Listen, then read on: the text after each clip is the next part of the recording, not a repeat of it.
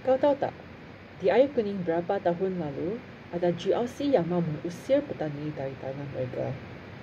Saya tanya kamu lah, sekarang ada gempa bumi, banjir, macam-macam bencana alam. Perubahan iklim semakin teruk.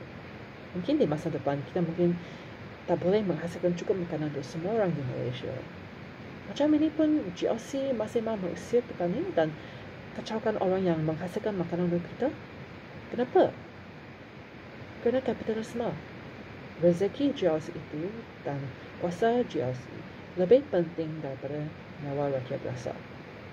So, kalau saya penghuni di Air Kuning, saya akan mengundi untuk parti yang tolong golongan petani dan pekerja, iaitu Parti Sosialis Malaysia.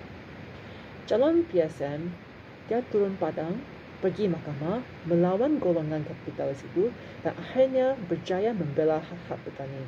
So, sekarang petani itu boleh balik tanah dan continue menghasilkan makanan untuk kita.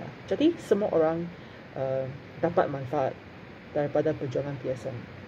Dan inilah maklumat PSM. PSM bukan reformasi. PSM ini revolusi untuk mengembalikan kuasa kepada golongan pekerja.